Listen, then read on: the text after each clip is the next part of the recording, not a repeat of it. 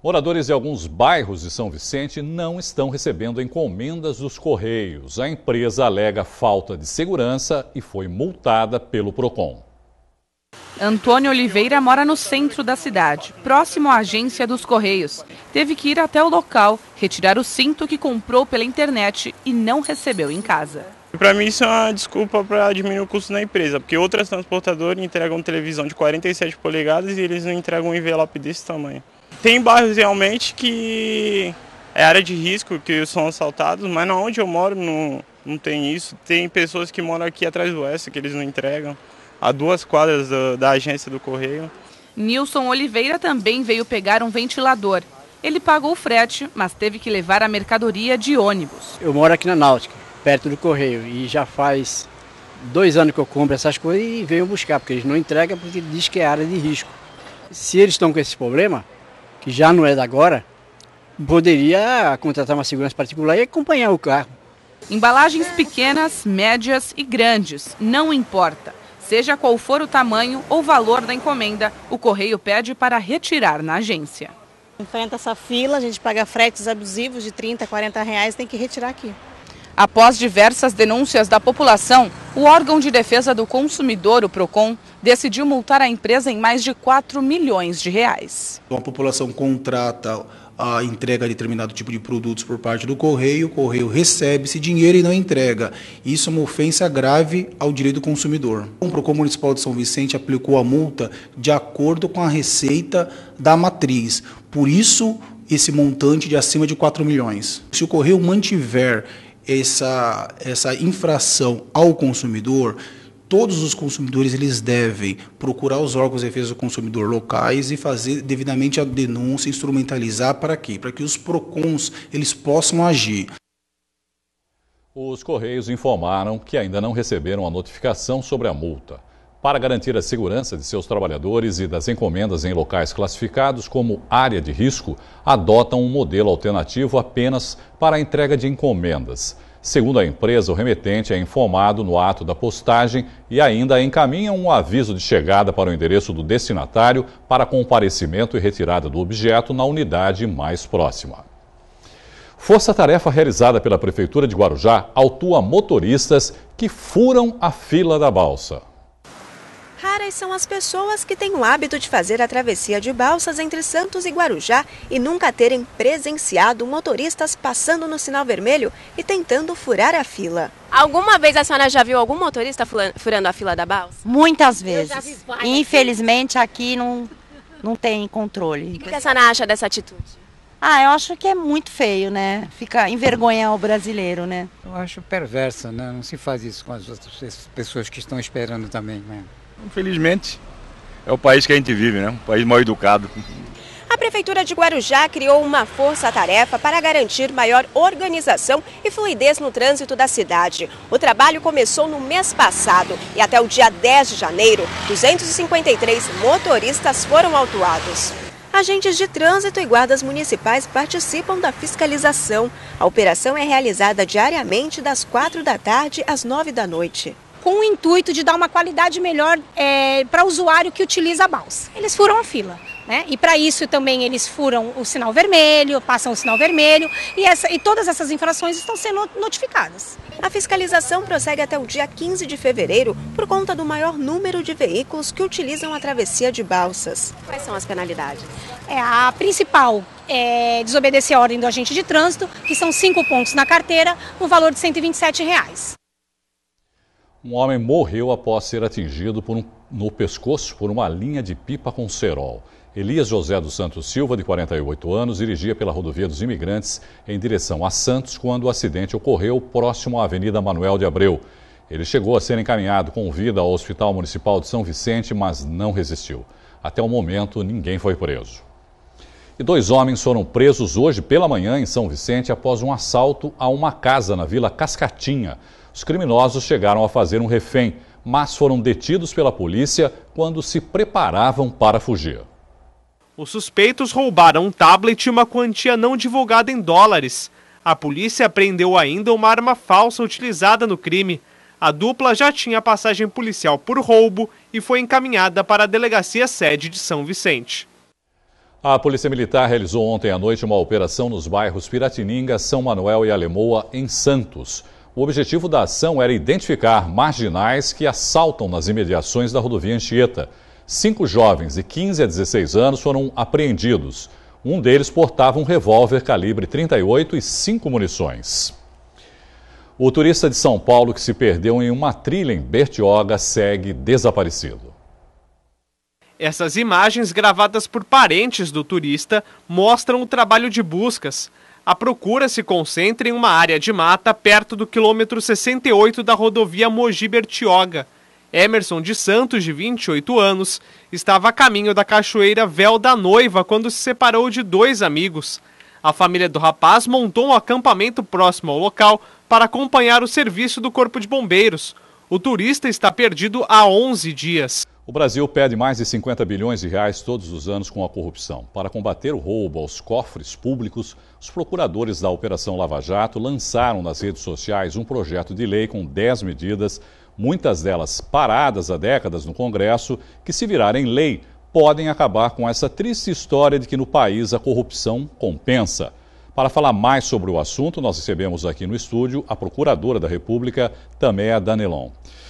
Primeiramente, boa noite, obrigado, por participar conosco. Boa noite. A senhora poderia citar uma dessas medidas que podem ajudar aí no combate? Acabar com a corrupção, a gente sabe que não vai acabar, mas pelo menos tentar diminuir e combater a corrupção que está no país hoje. Exatamente.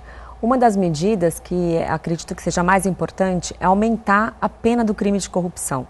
Atualmente, a pena mínima é apenas 2 anos, uma pena muito baixa.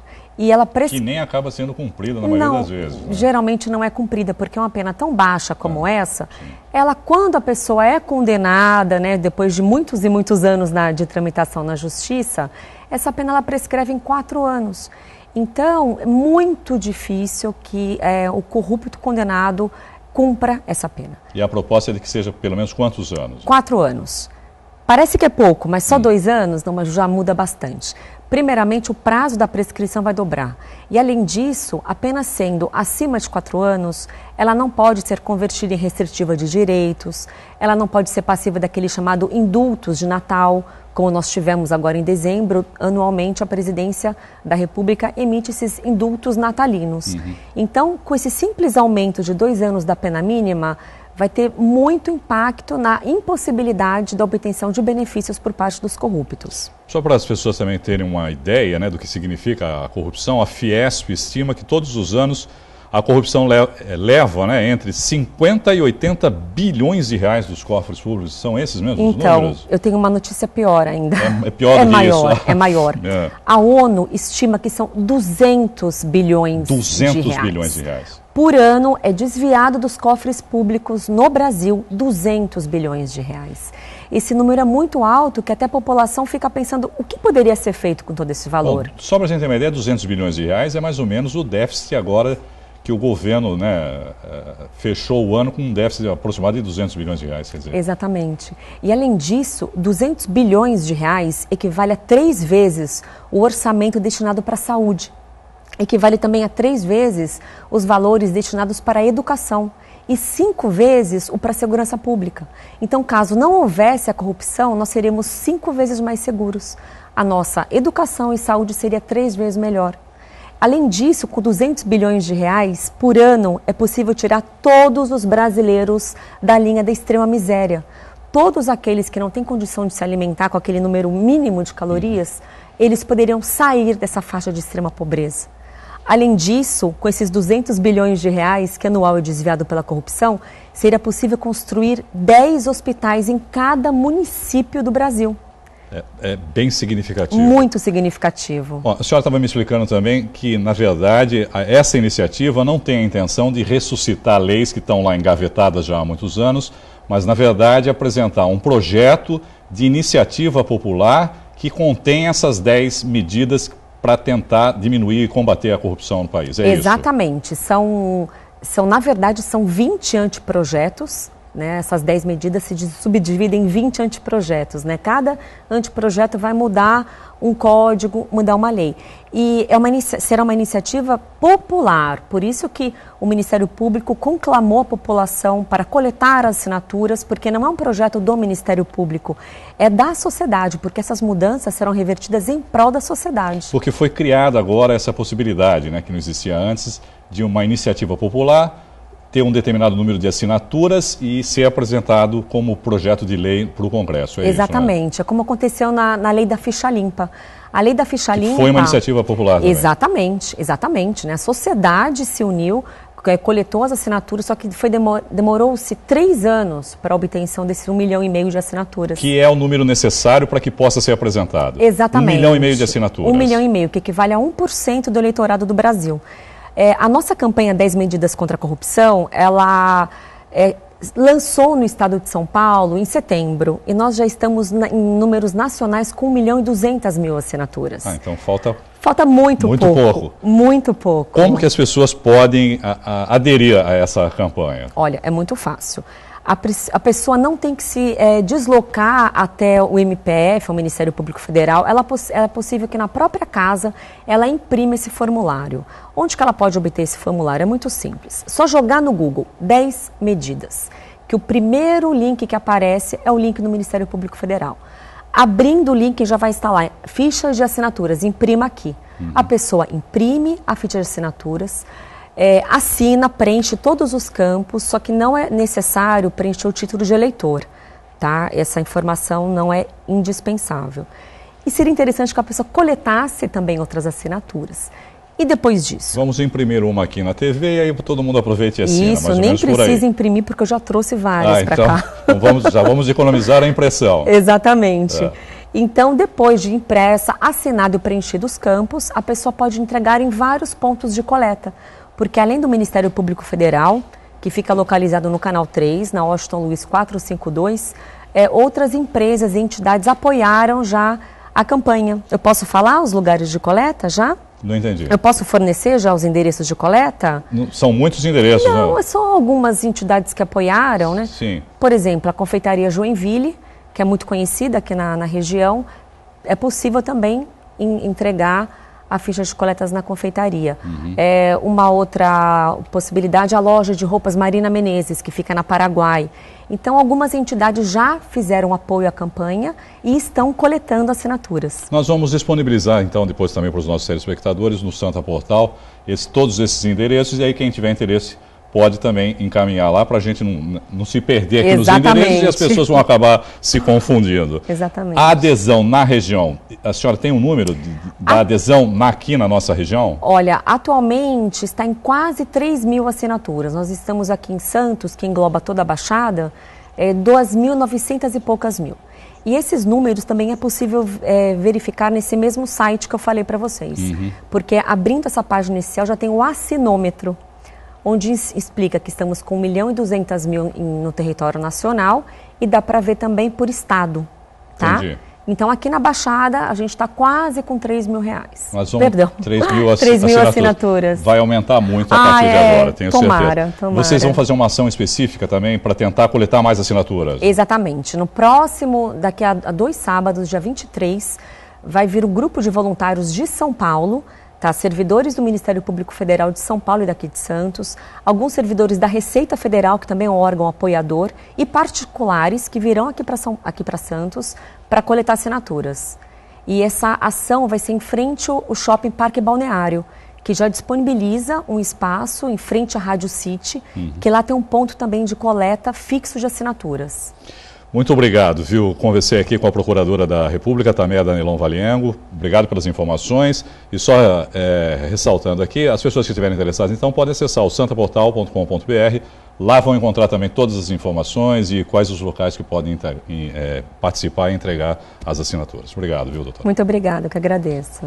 A cadeia velha, que fica na Praça dos Andradas, em Santos, foi um importante imóvel no passado, mas o futuro do prédio histórico ainda é incerto. 2 grupos apresentaram projetos ao governo do estado sobre o que deve funcionar no local.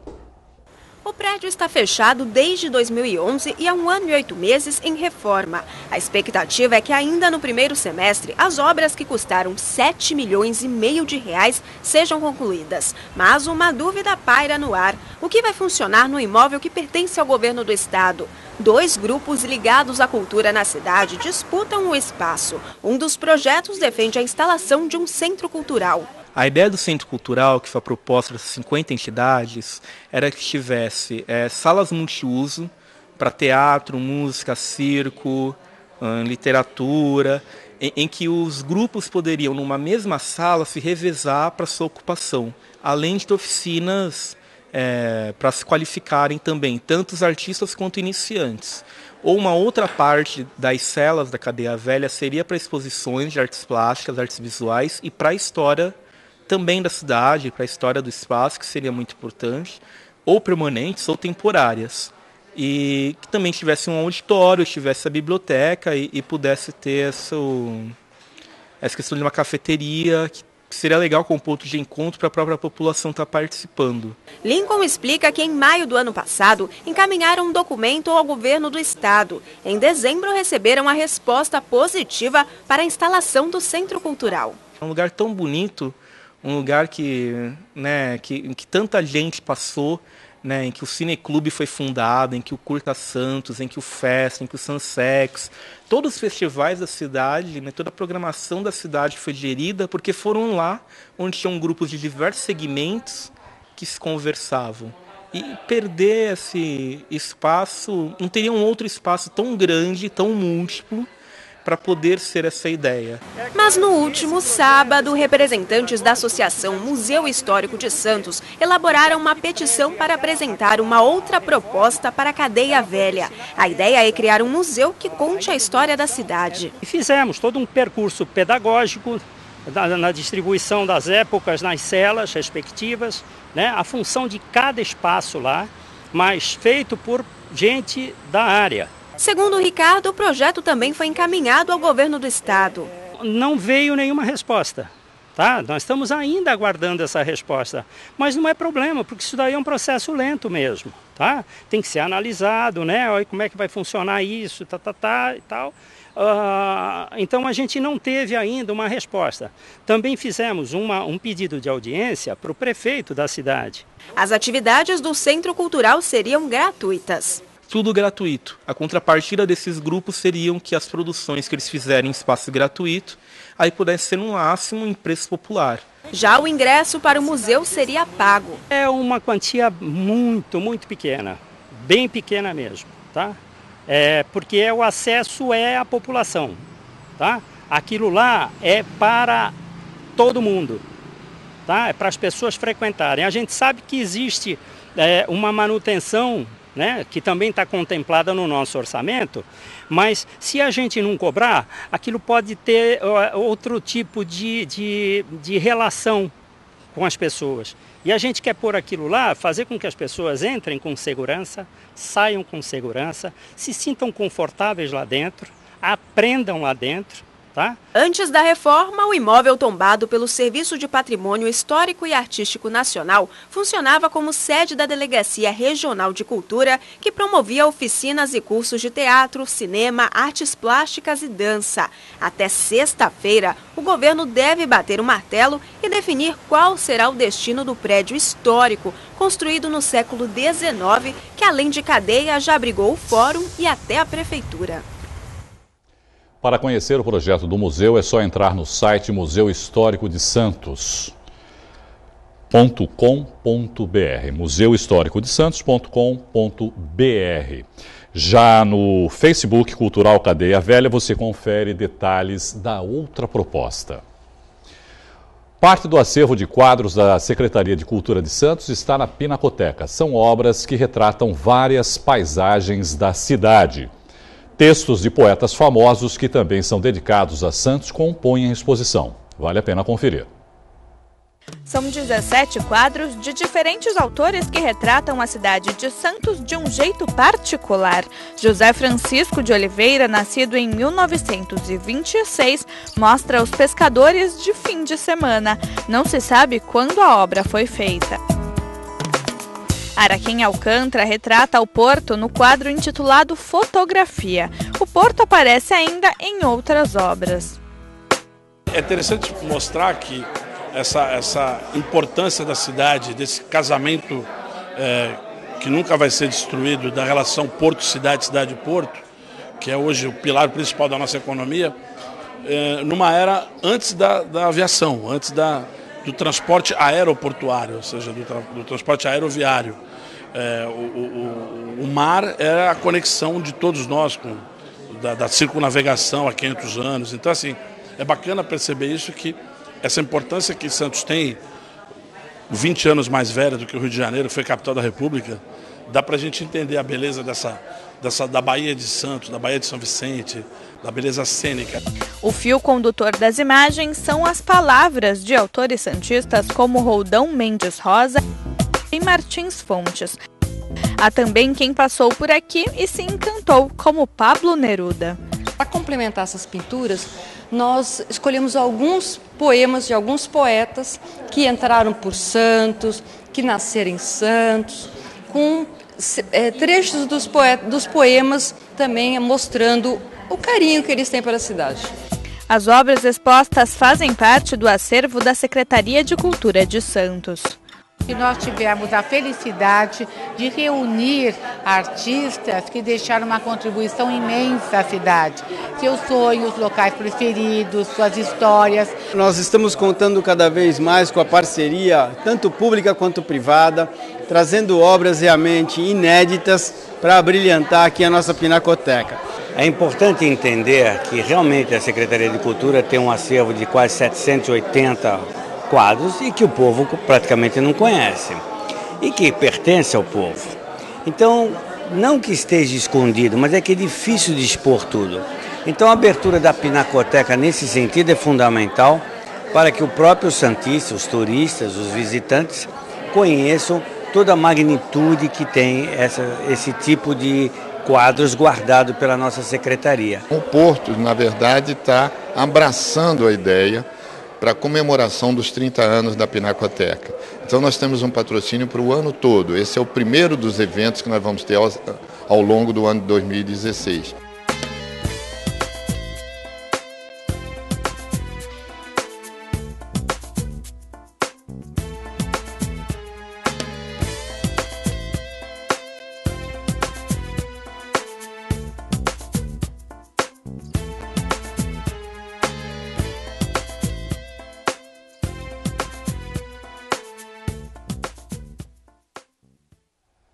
A entrada é de graça e está aberta à visitação todos os dias, menos às segundas-feiras. O endereço é Avenida Bartolomeu de Gusmão, número 15, no Boqueirão. E dando continuidade à série de reportagens sobre os preparativos das escolas de samba de Santos para os desfiles desse mês, hoje você vai conhecer os bastidores da Real Mocidade, 8ª colocada no ano passado.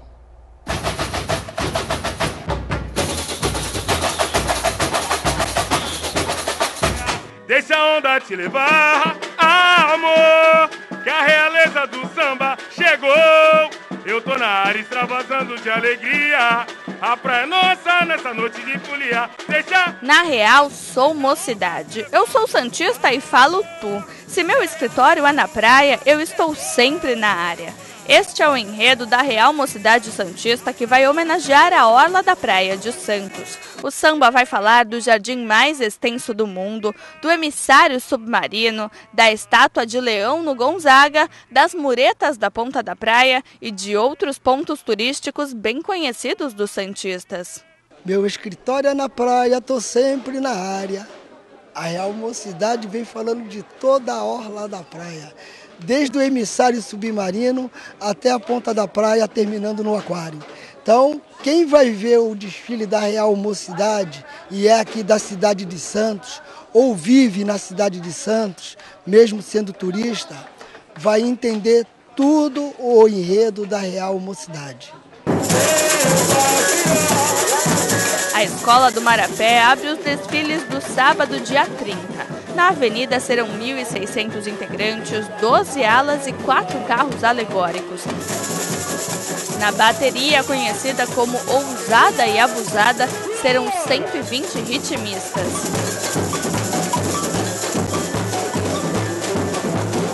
A bateria Novos Guerreiros vem, como todos os anos, fazendo um trabalho bacana, bonito, com umas bossas legais. Vamos mostrar um trabalho bacana de todos os anos aí. Há 15 anos juntos, como o primeiro casal de mestre-sala e porta-bandeira, Sorriso e Gabriela contam que estão afinados para o desfile. Trabalho de avenida, praticamente montado, fazendo agora os acertos, né, a lapidação para a avenida. Roupa, nos trinques e vamos conquistar a nota 30.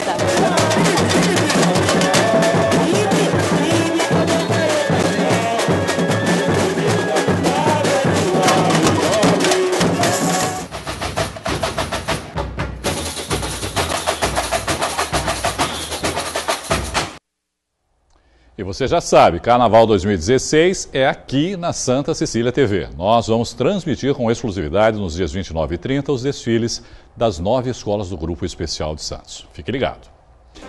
A edição dessa quarta-feira chegou ao fim, lembrando que se você perdeu alguma reportagem, pode rever o Caderno Regional, que agora é reapresentado às 10h30 da noite. Obrigado pela sua companhia. Acesse também o Santa Portal para se manter sempre bem informado. Um ótimo fim de noite, eu espero vocês amanhã. Tchau.